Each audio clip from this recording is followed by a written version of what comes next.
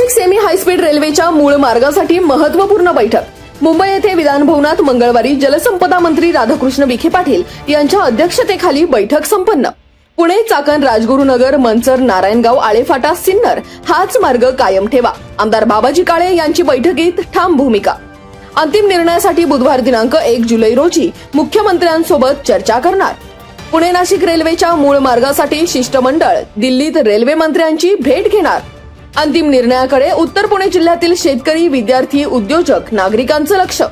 या बैठकीला आमदार माणिकराव कोकाटे, माजी खासदार शिवाजीराव आढळराव पाटील, आमदार बाबाजी काळे, आमदार शरद सोनवणे, आमदार विठ्ठल लंगे पाटील, आमदार प्राजक्त तनपुरे, आमदार सत्यशील तांबे, आमदार अमोल खताळ, आमदार अक्षय कर्डिले यांच्यासह व्हीसीद्वारे माजी मंत्री दिलीप वळसे यांची उपस्थिती.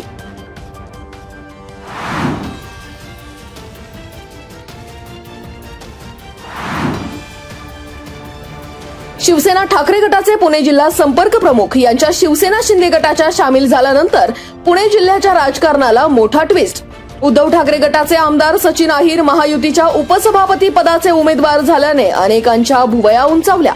शिवसेना शिंदे गटाच्या वळचणीला गेल्याने ठाकरे गटाकडून आगपाखड. आमदार सचिन अहिर यांच्या भूमिकेमुळे ठाकरे गटात खळबळ. पुणे जिल्ह्यात चर्चांना उधाण. सचिन अहिर यांच्या पक्षत्यागानंतर आमदार बाबाजी काळे काय भूमिका घेणार? पुणे जिल्ह्यात राजकीय चर्चांना वेग. ठाकरे गटातील आउटगोईंग थांबेना.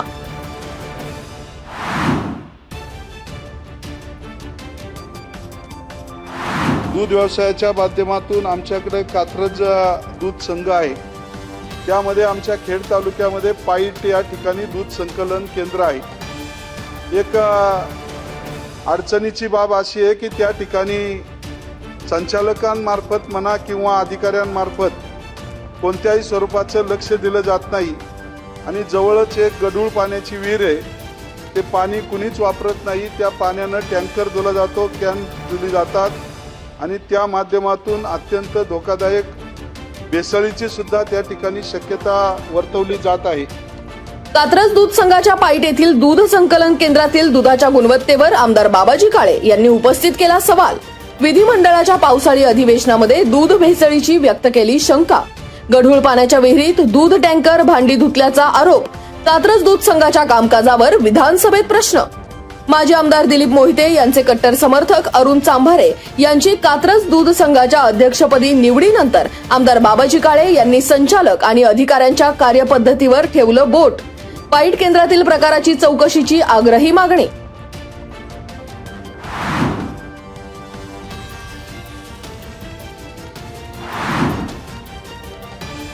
जूनमध्ये खेड तालुक्यात अवघा 35% पाऊस. 30 दिवसांपैकी केवळ 4 दिवस पावसाचे. जून महिन्यामध्ये खेड तालुक्यात एकूण सरासरी 127.1 मिलीमीटर पाऊस पडत असताना यंदा केवळ 35 मिलीमीटर पावसाच्या सरी बरसल्या. अवघा 44% पावसामुळे जून महिना शेतकऱ्यांसाठी ठरला काहीसा चिंतेचा. जून महिना कोरडा गेल्यामुळे शेतकऱ्यांचे पेरणीचे नियोजन कोलमडलं. खरीपाबरोबरच रब्बी पिकांबाबत शेतकऱ्यांना चिंता.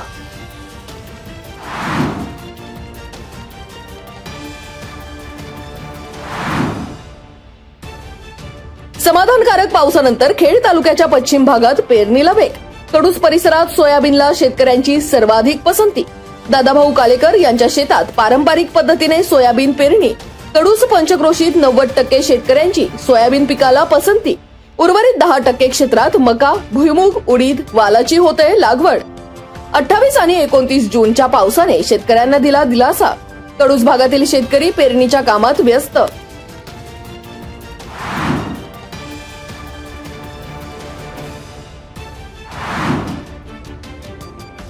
अन्न आणि औषध प्रशासनाची पुणे विभागात धडक कारवाई. 13.71 लाखांचा मुद्देमाल जप्त. अनेक परवाने निलंबित. शिरूर, आंबेगाव, ताथवडेसह सोलापूरमध्ये कारवाई. भेसळ, अस्वच्छता आणि नियमभंगावर प्रशासनाचा दणका. भेसळीचे दूध, दुग्धजन्य पदार्थ आणि मिठाई नष्ट.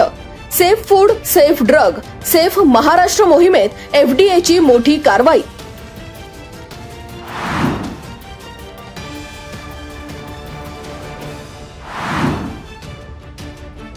पुणे जिल्ह्यातील खेड, शिरूर, बारामती, दौंड आणि पुरंदरला प्रत्येकी 6 गट. पुणे जिल्ह्यात नैसर्गिक शेती मिशनचा 2700 हेक्टरचा आराखडा. खेडसह 5 तालुक्यांना सर्वाधिक प्राधान्य. राष्ट्रीय नैसर्गिक शेती मिशन अंतर्गत प्रत्येकी 300 हेक्टरचे लक्ष्य. पुणे जिल्ह्यात एकूण 54 गट मंजूर. खेड, शिरूर, बारामती, दौंड आणि पुरंदर तालुक्यांना सर्वाधिक वाटा.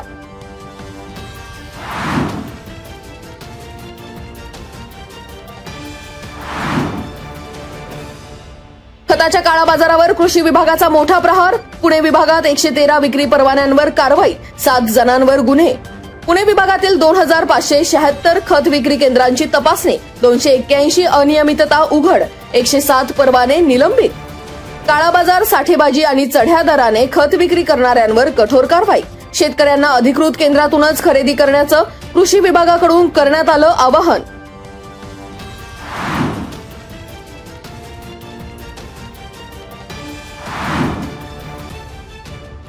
खरपुडी बुद्रुक येथील आंबेओहोळ येथे दरवाजाचा कडी कोयंडा तोडून चोरट्यांनी घरात प्रवेश करत सोन्या चांदीचे दागिने लांबवले. या प्रकरणी हिरामन रखमाजी चौधरी, वय वर्ष 52, राहणार आंबेओहोळ, खरपुडी बुद्रुक यांची खेड पोलीस ठाण्यात फिर्याद.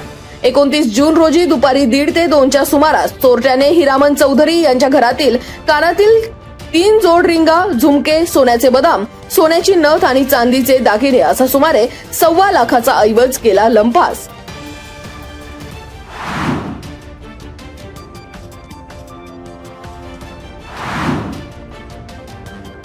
आळंदी येथे महाराष्ट्र राज्य पंचायत विस्तार अधिकारी संघटनेची त्रैमासिक सभा. विविध प्रलंबित मागण्यांवर सविस्तर चर्चा. संघटनेच्या कामकाज, आर्थिक अहवाल आणि शासनस्तरीय पाठपुराव्याचा आढावा. राज्यभरातील पदाधिकाऱ्यांची उपस्थिती. विस्तार अधिकाऱ्यांच्या प्रश्नांवर शासनाकडे पाठपुरावा सुरू. महाराष्ट्र राज्य विस्तार अधिकारी संघटनेचे अध्यक्ष अनिल गावंड यांची सभेत माहिती. संघटनेचे सरचिटणीस बालाजी पोद्दार, कोषाध्यक्ष रामप्रसाद मुंडे, विस्तार अधिकारी SS साळुंखे, राम राठोड आदींची उपस्थिती.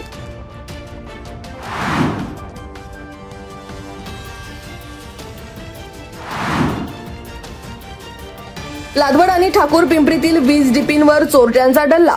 54,000च्या कॉपर कॉईलही केल्या लंपास. महावितरणच्या 2 विद्युत रोहित्रांची तोडफोड. 180 किलो कॉपर कॉईल चोरीने ग्रामीण भागात वीज पुरवठ्यावर परिणामाची शक्यता. लादवड, ठाकूर पिंपरीतील डीपी फोडून कॉपर कॉईल चोरी. खेड पोलीस ठाण्यात अज्ञात चोरट्यांविरोधात गुन्हा दाखल. या प्रकरणी महावितरणचे सहाय्यक अभियंता अविनाश महेश उरणकर, वय वर्ष 41 यांची फिर्याद.